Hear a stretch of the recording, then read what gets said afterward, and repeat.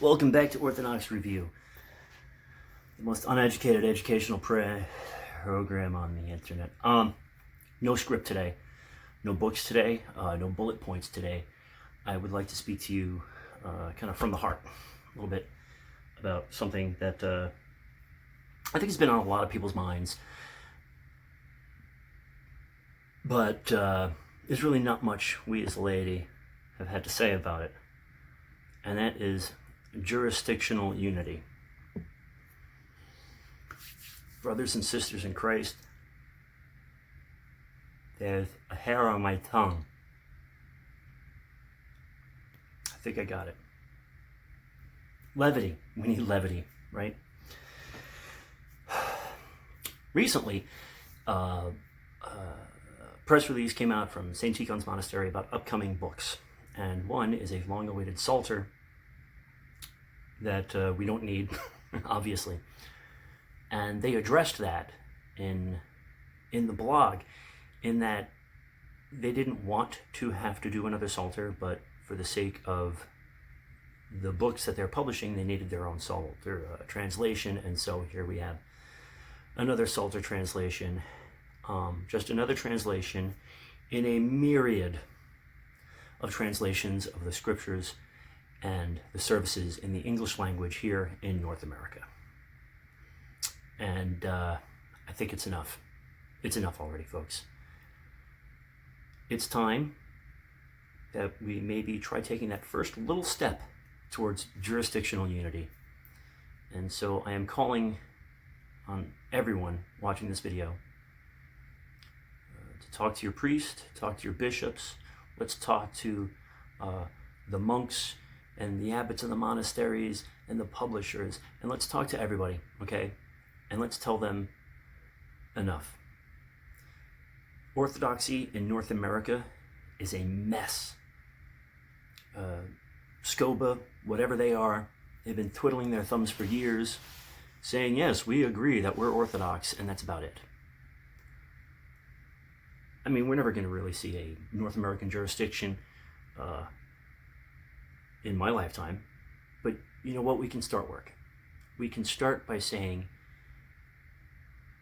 enough with the multiple translations and every jurisdiction having their own little tweaked version of any given translation. I don't want to have to stumble over words if I go visit a different parish. I don't think anyone does. I think it drives a wedge in our faith. It drives a wedge between us as the faithful, the boots on the ground, and it creates contention between clergy, between monastics, between bishops, and it's enough. Stop. Get together, and I know a lot of people are going to, well, you know, it's more complicated than that. No, it's not. It is my belief that it is this simple. Get together, sit down, cast lots if need be, but pick a translation and stick with it. In fact, I've got a recommendation. How about we go back to square one, okay? This was the first English, major English translation of the services for use in America. This book was thrown around by my patron saint, Raphael of Brooklyn, like candy. And even he said, English, baby. That's where it's at. In North America, we speak English.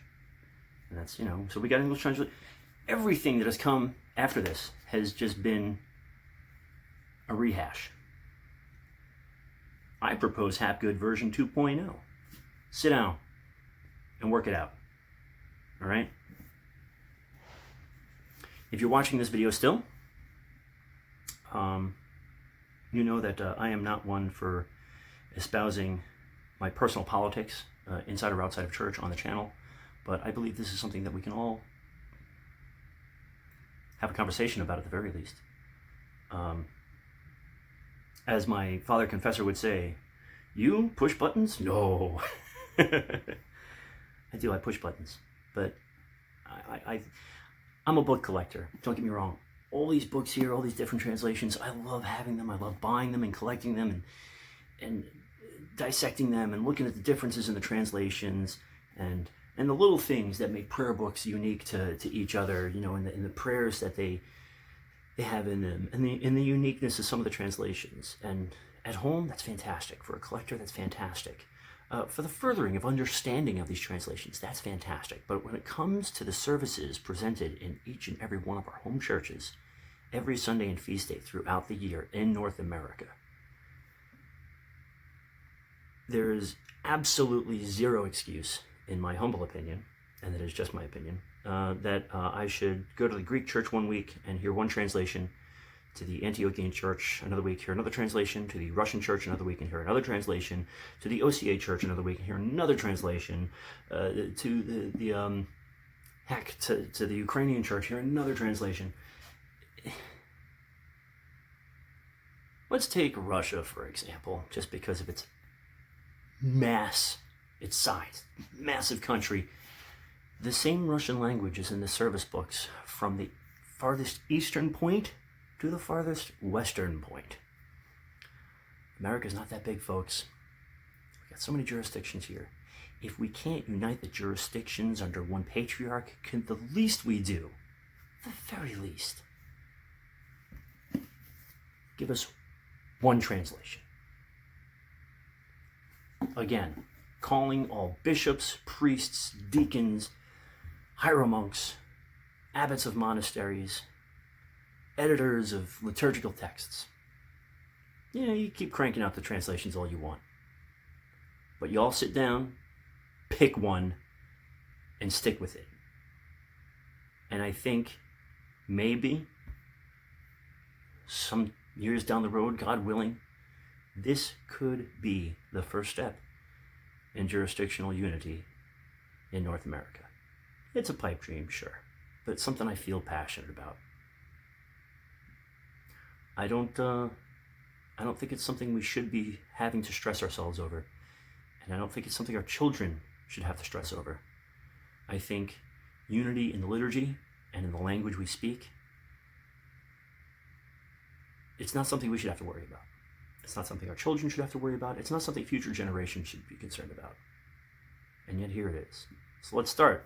Ground level. Boom. Base. Pick a translation. Let's go. Team Orthodox. I did not want to have to say this. I didn't need to, but I felt it prudent and necessary. So please, share this video with everybody. Reach out to priests, reach out to the abbots, to the metropolitans, to the bishops. Send them this video. And I'll take that L. They can come yell at me, okay? I could take it. If my own priest even says, hey, you're wrong, fine. I'll eat my words, I'll take my penance. But that's it for this one. The next couple episodes are going to be catechetical works, so we can get back into some books. I love you all. I really do. And for those of you that are praying for me, thank you so much. For those of you I'm praying for, I'm trying. For those of you I'm not praying for, if you comment your name, it's still in my backpack. I have a little commemoration book. Comment your name. I'll put you in my book. I'm happy to pray for you. My prayers aren't worth much, but I try. And if I've offended or caused any of you to stumble, please forgive me. That certainly is not my intention. But yeah, I'm rambling. That's what I do.